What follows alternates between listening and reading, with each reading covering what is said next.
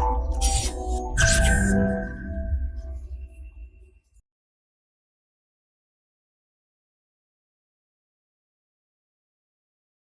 Friends, this is Gautam Pandey coming up with the next round of बस 5 minute. तो आज के बस 5 मिनट में हम बात करेंगे स्कॉर्पियन क्लास सबमरीन वजीर के बारे में। तो फर्स्ट ऑफ ऑल ये देखते हैं कि आखिर ये न्यूज़ में क्यों है। देखिए, रिसेंटली इंडियन नेवी ने कलवरी क्लास के एक सबमरीन का लॉन्च किया है सी ट्रायल के लिए। तो यहाँ पे ये बात समझने वाली ज़रूरी है कि लॉन्च किया है, ना कि कमीशन किया है। कमीशन करना और लॉन्च करना में डिफरेंट है, क्योंकि लॉन्च करने के बाद उससे सी ट्रायल होता है। सी ट्रायल में अगर वो सक्सेस होता है तब जाके उसे कमीशन किया जाता है।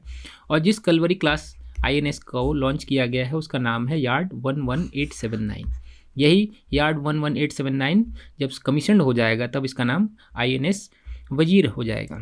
तो ज़रा हम INS वजीर के विषय में समझते हैं और साथ ही साथ प्रोजेक्ट 75 के विषय में भी डिस्कस करेंगे। देखिए, INS वजीर जिसका करंट नेम यार्ड 11879 है, ये ट्रायल शुरू हो चुका है इसका सी ट्रायल में सक्सेसफुल होता है तब जाके इसे शामिल कर लिया जाएगा, कमीशन कर लिया जाएगा इंडियन नेवी में। उसके बाद इसे वजीर के नाम से जाना जाएगा। अब बात आती है कि इसे बनाया किसने है।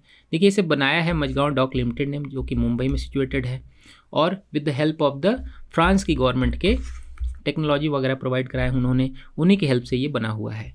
अब बात आती है कि इसका नाम वजीर ही क्यों रखा गया है। देखिए, इससे पहले हमारे पास एक INS वजीर पहले से कमीशन था, जो कि 1973 से लेकर 2001 तक इंडियन नेवी में काम कर चुका है, और 2001 में जाकर इसे डिकमीशन किया गया था। और ये INS वजीर हमारा आया था रसिया से परचेज किया गया था, जो वेला क्लास का था। ये पॉइंट हम याद रखेंगे। या फिर जिसकी बात कर रहे हैं ये कलवरी क्लास का होगा, और जो पहले था हमारे पास वो वेला क्लास का था, वो रसिया से लिया गया था। और करंट में जो हम वजीर की जिसकी बात कर रहे हैं वो इंडिया में ही इंडिजीनियस है, यहीं पे मेड हो रहा है प्रोजेक्ट 75 के तहत। तो अब बात आती है जरा कि प्रोजेक्ट 75 क्या है, इसके विषय में समझेंगे। इससे पहले हम जरा वजीर के कुछ फीचर्स के विषय में बात करते हैं। नाम को तो हमने समझ लिया कि नाम कहाँ से आया है। फीचर्स की अगर बात करें तो देखिए, ये स्टील फीचर से लैस है। स्टील फीचर आप अच्छी तरह समझ सकते हैं, मीन्स इसे कोई भी रडार, अगर किसी एनिमी का रडार हो तो इसे ट्रैक नहीं कर पाएगा। स्टील फीचर से ये फ़ायदा होता है कि आप आसानी से रडार में नहीं आ पाते हैं। साथ ही साथ टर्पीडो से लैस है ये। और जहाँ तक इसकी स्पीड की बात करें तो इसकी मैक्सिमम स्पीड 20 नॉट तक है, मीन्स अच्छी खासी स्पीड देखने को मिल रही है।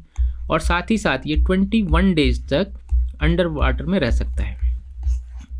देखिए, किसी भी सबमरीन को एयर के लिए सरफेस पे आना पड़ता है। अगर इसकी बात करें तो 21 डेज तक सीधे वाटर में रह सकता है, एक बहुत अच्छी बात है। अब जरा हम प्रोजेक्ट 75 के विषय में बात करते हैं। देखिए, प्रोजेक्ट 75 के तहत 6 सबमरीन बनने हैं, जो कि हमारे कन्वेंशनल कैटेगरी के होंगे। मीन्स ये न्यूक्लियर कैटेगरी के नहीं होंगे, कन्वेंशनल कैटेगरी के होंगे, लेकिन इसमें मॉडर्न जितने भी इक्विपमेंट होंगे उन्हें ऐड किया जाएगा। ये हमारा जो वजीर है ये 5th है। इससे पहले 4 ऑलरेडी कमीशन हो चुके हैं। ये कौन कौन से हैं हम इतना रिकॉल कर लेते हैं। एक INS हमारा कलवेरी है, एक INS कंदेरी था, एक INS करंज था, और लास्टली जो हमने थोड़ा दिन पहले आपसे पहले डिस्कस भी किया था INS वेला के विषय में। ये 4 पहले ही कमीशन हो चुके हैं इंडियन नेवी में, और 5वां हमारा INS वजीर है, जिसे जल्दी ही कमीशन कर लिया जाएगा। सी ट्रायल में अगर ये सक्सेसफुल हो जाता है तो इसके बाद हम देखेंगे कि ये भी शामिल हो जाएगा इंडियन नेवी में। तो अब बात आती है कि ये प्रोजेक्ट 75 की ज़रूरत क्यों पड़ी थी इस तरह की नेवल वगैरह बनाने की। तो याद कीजिए, जब कारगिल वार हुआ था उसके बाद ईयर 2000 में ही इंडियन गवर्नमेंट ने डिक्लेयर कर दिया था कि अगले 30 सालों में 2030 तक इंडिया के पास 24 सबमरीन होंगे जिन्हें निर्माण कर लिया जाएगा। इसी के तहत प्रोजेक्ट 75 चलाया गया था, जिसमें 6 कलवरी क्लास सबमरीन की बात कही गई थी, जिसमें 5वां जल्दी ही शामिल होने वाला है। तो हो सकता है जल्दी ही गवर्नमेंट ऑफ इंडिया अपनी जो टारगेट है 2030 तक की 6 सबमरीन और भी शामिल कर ले, एक और बनाकर शामिल हो जाएंगे इसमें।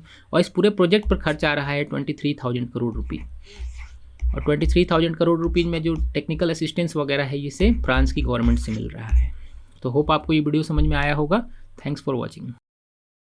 Current Affairs by Forum IAS is an all-in-one program that covers the dynamic aspect of the syllabus from both prelims and mains perspectives. Last year, we have helped more than 100 students crack IAS with our current affairs classes.